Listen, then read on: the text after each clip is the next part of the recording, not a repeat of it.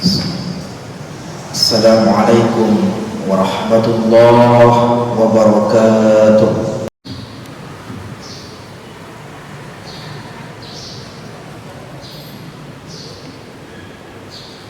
Alhamdulillah, nahmaduhu wa nasta'inuhu wa nastaghfiruh wa na'udzu billahi min shururi anfusina wa min sayyiati a'malina. May yahdihillahu fala mudilla lahu wa may yudlil fala hadiya lahu. Ashhadu an la ilaha illallah wahdahu la syarika lahu wa ashhadu anna Muhammadan abduhu wa rasuluh. Allahumma fasalli wa sallim ala Muhammadin wa ala alihi wa sahbihi wa mawalah, amma ba'd. Fa ya ayyuhal hadirun, usikum wa nafsi wa iyaya bittaqwallah wa ta'atih, faqad fazal muttaqun. Wa qala Allah ta'ala fi kitabil karim, fa innahu asdaqul qailin. A'udzu billahi minasy syaithanir rajim. Bismillahirrahmanirrahim. Ya ayyuhalladzina amanu taqullaha haqqa tuqatih wa la tamutunna illa wa antum muslimun. Wa qala an-nabiy sallallahu alaihi wasallam fi kitabil hadits, ittaqillaha haitsu ma kunt wa 'atbi sayyi'atal hasanata tamhuha wa khaliqin nas bi khuluqin hasanin. Ma'asyiral muslimin, jamaah Jumat yang Allah muliakan, kesempatan yang mulia ini yang penuh dengan barakah di Sayyidul Ayyam Yaumul Jum'ah, tentunya khatib tidak lupa berwasiat kepada kita semua, wabil khusus kepada pribadi hamba sendiri, untuk berupaya semaksimal kemampuan kita untuk meningkatkan kualitas iman dan takwa kita kepada Allah Subhanahu wa ta'ala. Karena dengan bekal iman dan takwa inilah yang akan menjadikan kita pribadi yang mulia, yang akan beroleh derajat mulia, predikat yang tertinggi di hadapan Allah nantinya. Sebagaimana yang Allah jelaskan dalam firman-Nya di surah Al-Hujurat 13, inna akramakum indallahi atqakum. Sungguh, kata Allah, yang paling mulia, paling istimewa di hadapanku nanti, yaitu ialah yang paling bertakwa. Hadirin saudara jamaah Jumat yang Allah muliakan, tema yang akan kita angkat dalam kesempatan kali ini, 3 amalan utama yang mampu meningkatkan kualitas imun tubuh. Hadirin saudara jamaah Jumat yang Allah muliakan, ketika kita berbicara terkait dengan kesehatan jasmani atau yang disebut dengan menjaga kesehatan imunitas, daya tahan tubuh, sebagaimana kita lihat dalam kehidupan sehari-hari, sering kita memperhatikan orang banyak sibuk bagaimana caranya menjaga kesehatan jiwa, kesehatan jasmani. Namun seberapa juga ada yang terkadang lupa menjaga kualitas imannya. Maka di samping kita menjaga imun, daya tahan tubuh dengan berolahraga, dan juga kita perlu untuk menjaga kualitas iman kita. Maka antara iman dan imun ini adalah hal yang sangat berkaitan. Kenapa kita harus menjaga kesehatan? Karena memang kesehatan juga dianjurkan dalam maqasidus syariah. Salah satunya di situ adalah menjaga jiwa, menjaga agama, menjaga keturunan, menjaga harta, dan juga menjaga akal. Nah, salah satu yang terpenting di antara yang penting ini adalah menjaga tubuh kita supaya sehat, prima, supaya juga kita mampu melakukan ibadah, perintah-perintah Allah itu secara sempurna. Qadarullah, bulan sebentar lagi kita akan masuk kepada bulan Zulhijjah, bulan haji. Dan haji ini adalah salah satu ibadah fisik, ibadah yang memerlukan kekuatan supaya bisa melaksanakan ibadah haji dengan sempurna. Begitu juga dengan ibadah-ibadah yang lain, misalnya sholat dan ibadah-ibadah yang lainnya yang memerlukan kita kesehatan supaya kita mampu melaksanakan rukun dan syarat dengan sempurna. Hadirin jamaah yang dimuliakan oleh Allah, 3 amalan utama yang disunnahkan oleh Nabi kita Muhammad, yakni yang pertama adalah qiyamul lail, yang kedua tilawatul Quran, dan yang ketiga adalah sholat subuh. Walaupun memang banyak amalan-amalan yang mampu meningkatkan imunitas, tapi yang utama ada 3 poin yang kutip pada kesempatan yang singkat kali ini. Qiyamul lail, sebagaimana Allah Subhanahu wa taala dalam surah Al-Isra, yang mana Allah Subhanahu wa taala memuliakan yang disebut dengan salat tahajud. Wa minal laili fatahajjad bihi nafilatan laka asa an yab'atsaka rabbuka maqaman mahmudan. Orang yang melaksanakan salat tahajud, seabdul salat tahajud di sepertiga malam, maka niscaya Allah akan diangkat derajatnya oleh Allah maqaman mahmuda, derajat yang mulia di hadapannya. Dan memang melaksanakan qiyamul lail ini seperti yang Allah jelaskan dalam surah Al-Muzammil memang berat. Hanya sedikit, melainkan hanya sedikit di ayat yang kedua di surah Al-Muzammil Allah jelaskan sedikit sekali mereka yang mampu melaksanakan qiyamul lail.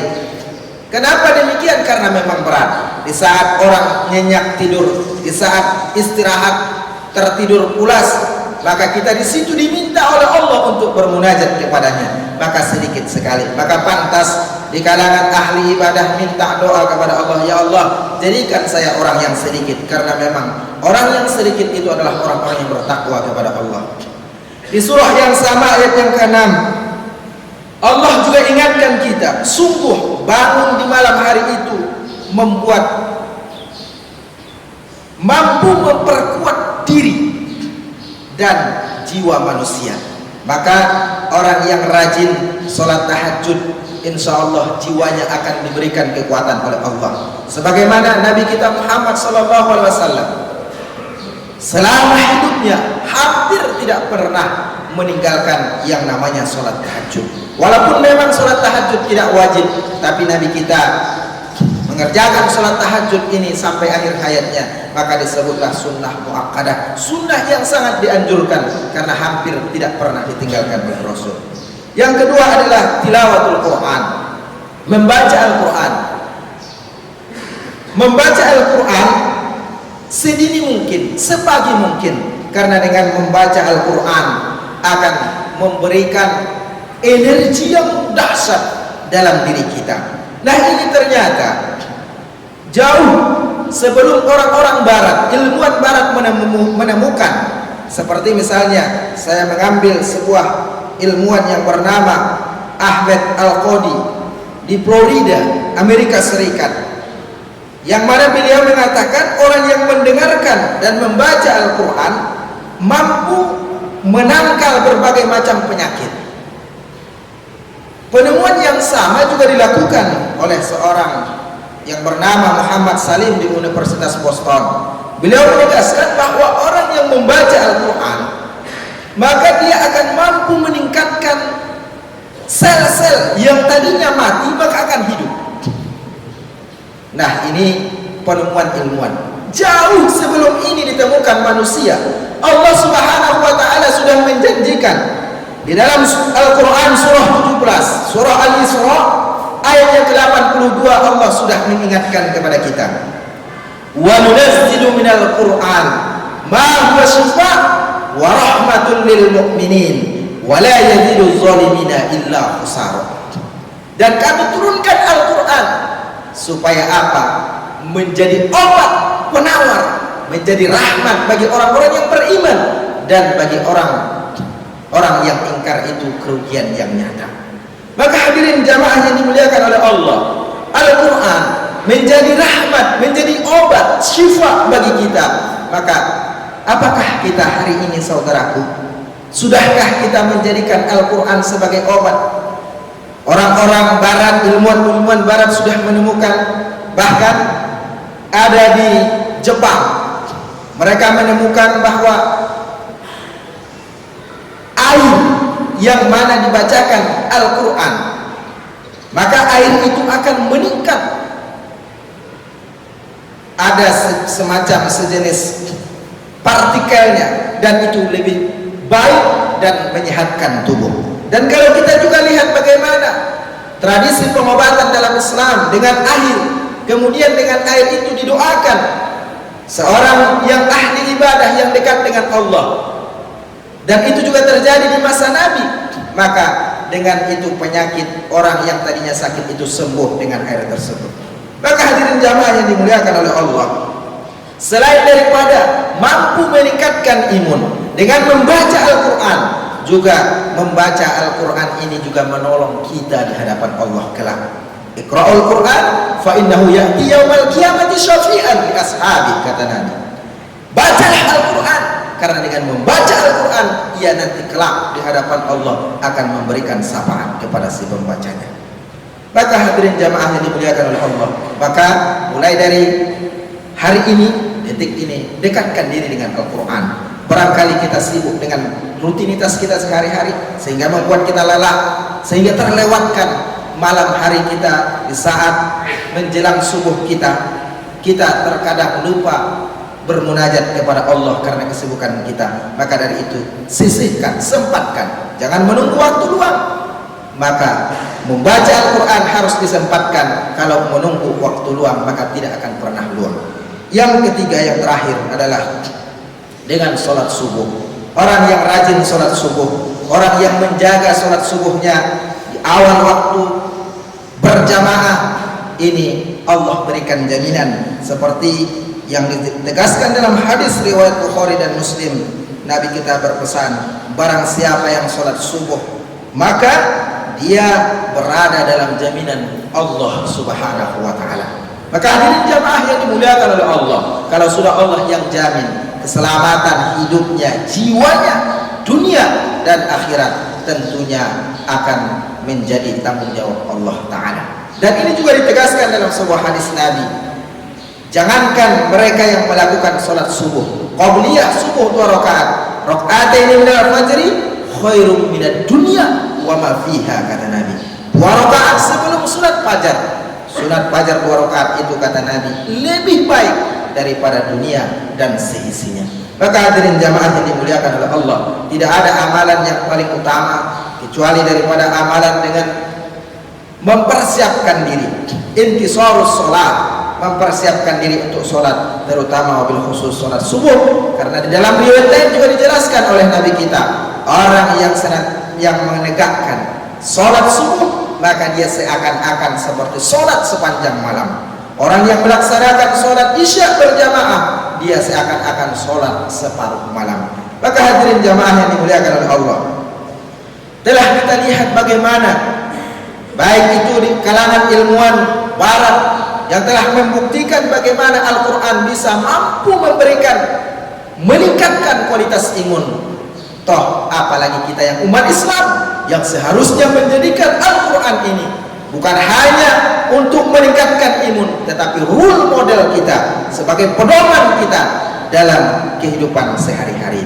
Maka dari itu hadirin yang dimuliakan oleh Allah, mari kita tingkatkan komunikasi kita dengan Allah lewat tilawah Al-Quran, karena setiap huruf yang kita baca nanti akan menjadi saksi dan akan menjadi penolong kita di hadapan Allah. Mudah-mudahan 3 poin ini mampu kita dawamkan di sisa-sisa usia kita yang masih Allah berikan, sehingga kita nanti kelak diberikan keselamatan, diberikan keberkahan dunia dan akhirat kita.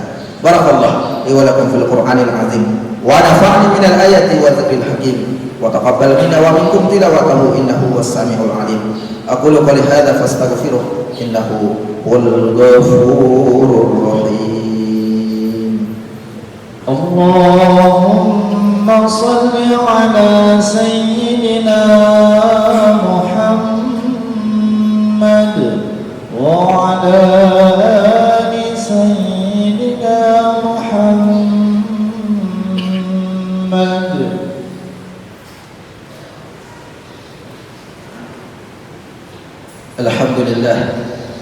الحمد لله الذي هدانا لهذا وما كنا لنهتدي لولا أن هدانا الله أشهد أن لا إله إلا الله وحده لا شريك له وأشهد أن محمدا عبده ورسوله اللهم فصل وسلم على محمد وعلى آله وصحبه ومن والاه أما بعد فيا عباد الله أوصيكم ونفسي وإياي بتقوى الله وطاعته فقد فاز المتقون. وقال تعالى أعوذ بالله من الشيطان الرجيم بسم الله الرحمن الرحيم يا أيها الذين آمنوا اتقوا الله حق تقاته ولا تموتن إلا وأنتم مسلمون.